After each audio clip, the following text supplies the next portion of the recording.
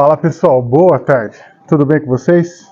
Beleza? Eduardo Honorato aqui, e se você quer se tornar um administrador de redes conhecido ganhando de 5 a 20 mil reais, fica aqui comigo que eu te ensino como fazer isso nesse canal. Hoje nós vamos tratar de um tópico importantíssimo para você que trabalha com redes e trabalha no geral, ou se você tem o objetivo de trabalhar com redes. E o tópico é DNS, a gente vai falar. Vou explicar para vocês o que é, mostrar detalhes do funcionamento do DNS, sem enrolação, sem bullshit. Eu vou rapidinho ao tópico do assunto, sem grandes detalhes, para vocês entenderem o fundamento da coisa. Então, já disse em outros momentos aqui no canal, e eu espero que vocês sigam e entendam esse princípio da necessidade de você compreender o fundamento das coisas. Se você administra um ambiente, seja com Windows, seja com Linux, o que quer que seja, o DNS é parte fundamental hoje do protocolo TCP/IP, né? A gente utiliza DNS o tempo todo, seja para navegar na internet, seja numa rede Windows. O ambiente de Windows ele depende do DNS. Hoje eu vou falar especificamente do funcionamento do DNS apenas, e depois vou fazer um outro conteúdo aqui para vocês, falando de como que o DNS, da importância de uma configuração correta do DNS no Windows.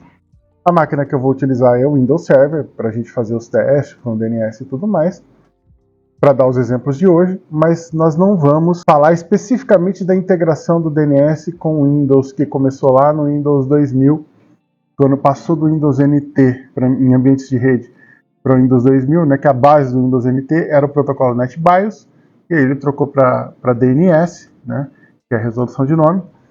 Eu já vou jogar vocês aqui para minha tela e vou abrir um bloco aqui para explicar para vocês como que funciona o DNS. Bora lá. O que o DNS é? Né? O DNS converte IP para nome e nome para IP. Então ele faz a conversão de IP para nome.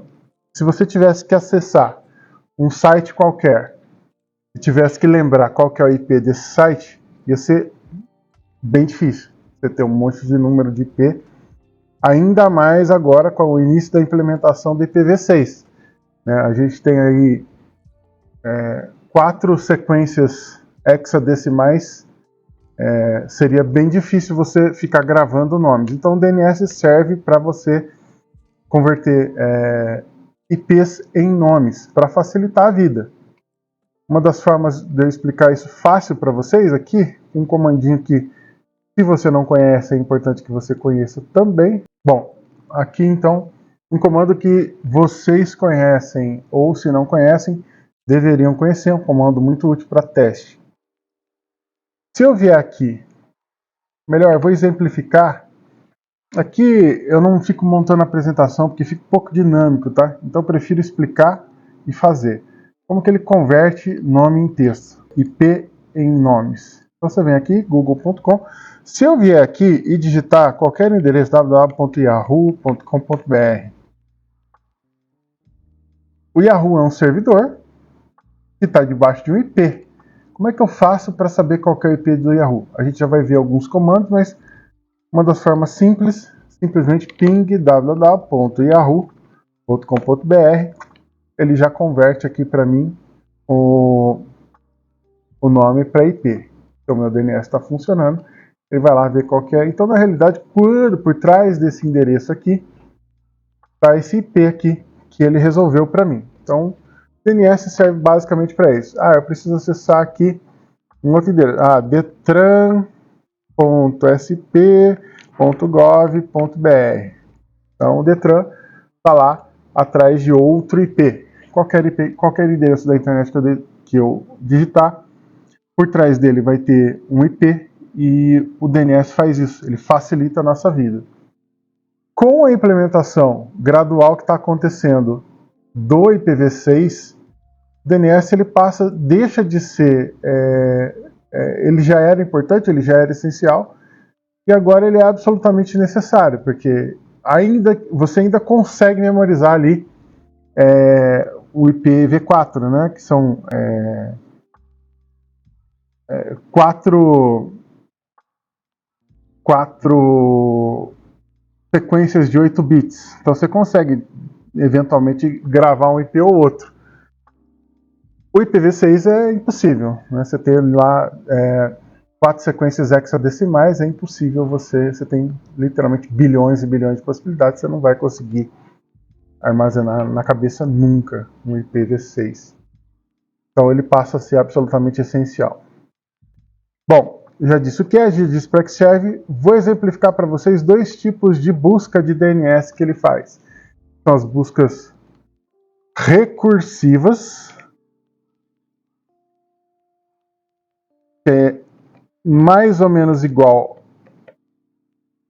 a uma busca automática, que é a maioria das buscas que você vai fazer, ou buscas não recursivas. São basicamente buscas manuais. E aqui é muito legal eu falar desse tópico de busca recursiva e não recursiva do DNS, que você vai ser capaz de entender visualmente aqui como que funciona através de um comandinho que eu vou usar aqui, como que funciona uma busca recursiva e não recursiva. O que é uma busca recursiva? Você vai lá, você pergunta para o seu DNS um nome, o seu DNS vai atrás da informação e retorna para você aquela informação que você está pedindo. Então, você quer saber qual que é o host ping www do New York Times, nytimes.com. Ele vai lá, resolve o IP e traz aqui para você. Agora, o que a gente vai entender é o que o DNS faz para trazer esse resultado. E na internet, a gente tem um camarada que chama roothint. Esse roothint são as dicas de raiz. Eles estão dispostos aqui em rootservers.org. E ele vai dar para a gente uma relação de quais são os servidores roothints. Ah, tá. Aqui ele tem o nome do servidor. Para exemplificar uma busca não recursiva, eu vou demonstrar para vocês como funciona a busca através dos servidores de raiz. Então, o IANA, que é a autoridade mundial de internet, que é basicamente quem controla a internet a nível mundial, ele tem alguns servidores que são os chamados roothints. São servidores de raiz de DNS da internet. Deixa eu ver se eu consigo achar os IPs dele aqui. Legal, root servers. Então, aqui, essa lista que vocês estão vendo aqui é a lista de servidores raiz da internet. Então, toda busca de DNS, ela passa por esses caras aqui. Eles são o início da resolução, eles encaminham, basicamente, todos os requests de internet que acontecem. Então, vamos supor que eu sou um DNS e eu quero saber aonde fica o endereço do meu site. E aqui um comando legal para vocês aprenderem, tá? No Windows, é o nslookup, que é busca por servidor DNS. Então eu vou colocar aqui para fazer essa busca pelo servidor do Google Server. Aqui, o que acontece? Eu vou perguntar para o Google qual que é o endereço, por exemplo, do meu, sei lá, de um site aqui do Brasil, www.google.com.br. Ele vai trazer para mim a seguinte resposta, tá? www.google.com.br vai trazer para mim qual que é o IPv6 e qual que é o IPv4 do Google. Ele fez uma resolução aqui. Só que ele fez uma resolução automática, mas eu não quero fazer isso aqui foi uma busca recursiva. Uma busca não recursiva funciona da seguinte forma: eu venho aqui, eu pego qualquer servidor root da internet aqui, então vamos lá, vamos pegar esse cara aqui, ó, rootservers.net, vou me conectar nele, server, estou lá no root hint. Estou conectado no servidor root da internet agora. Eu vou fazer uma busca não recursiva. Eu quero saber quem é o servidor www.tininja.net. O que ele responde para mim? Ele responde quais são os servidores que têm domínio sobre o .NET. Então ele tem aqui os .NET Servers. Então ele não trouxe para mim a resposta de qual que é o IP que hospeda lá o meu site, o tininja.net. Ele me deu alguns servidores aqui. Então eu vou fazer o quê? Eu vou pegar um desses servidores aqui, vou perguntar para ele, server. Aí eu perguntei, estou conectado nesse cara, aí eu pergunto para esse cara, quem que é www. Esquece, é só o domínio, tininja.net. Quem é? Aí ele responde para mim quem é o meu servidor. Então isso foi uma busca não recursiva. Eu fui até o servidor raiz da internet e fui descendo manualmente. Vamos voltar lá para o root hint, porque o meu está no HostGator, que é um servidor BR, e o meu domínio é .net. Então o meu root hint ele já estava, o root hint já mandou direto para o servidor ali do .net, e eu já achei rapidinho, mas eu quero um que demora um pouco mais. Vamos pegar um exemplo de algum servidor aqui do Brasil, de algum endereço de internet daqui do Brasil. Server, pegar o rootservers.net. Ele não achou aqui porque ele não resolveu o nome. Vamos ver se a gente consegue conectar no rootserver pelo IP. Server. Legal. Achamos qual que é o root server desse cara. E aí eu vou perguntar para ele o seguinte. Estou conectado lá no root hint. Quem que é o servidor do www.uol.com.br?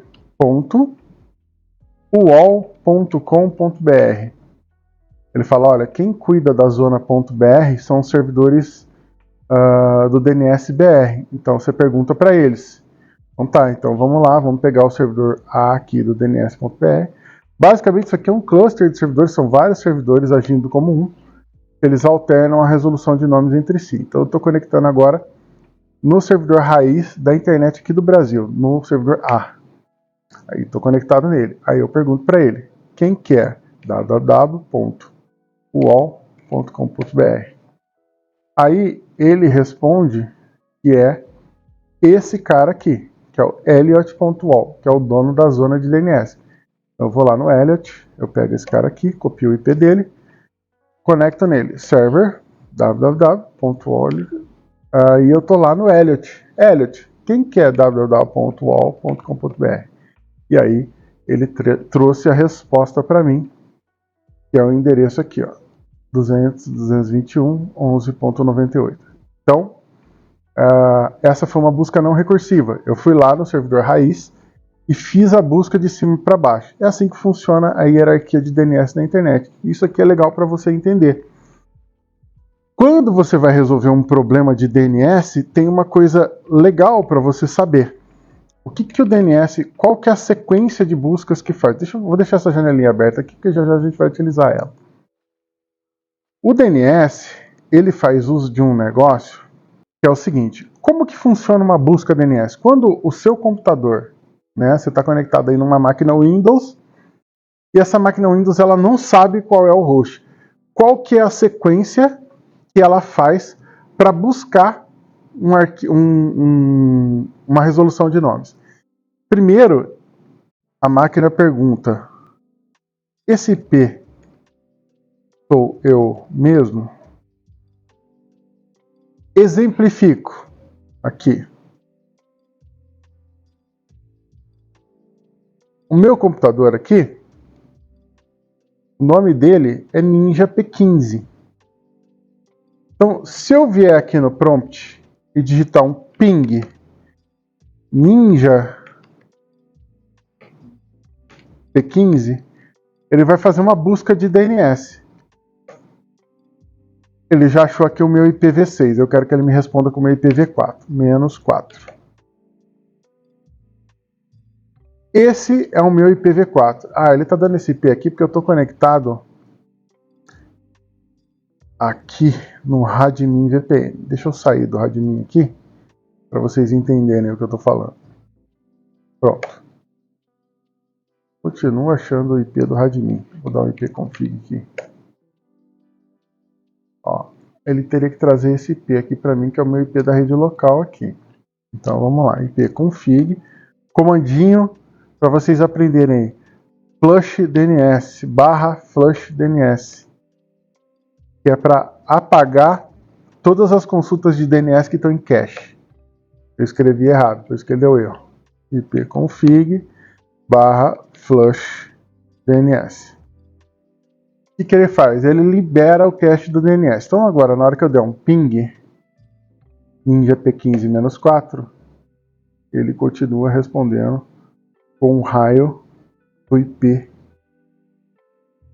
Independente de qualquer coisa, o que ele fez aqui foi o seguinte.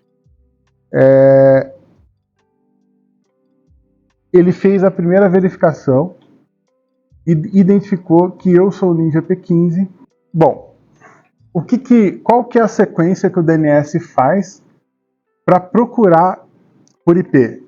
Ele verifica o seguinte, para fazer a resolução de nomes. Ele olha, ele pega, ele faz uma pergunta, esse IP sou eu mesmo? Ou seja, sou eu, host, eu, máquina que estou consultando IP, esse IP é meu? Se for, ele já resolve na hora. Na sequência, ele vai para um arquivo chamado hosts. Esse arquivinho hosts, ele é um arquivo que fica lá no C, /Windows,